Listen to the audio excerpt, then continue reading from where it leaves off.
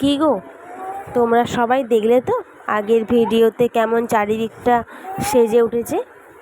রোদ ঝলমলে আকাশ, প্রাণবন্ত যেন সমস্ত কিছু। আর আমি এসেছি বললাম যে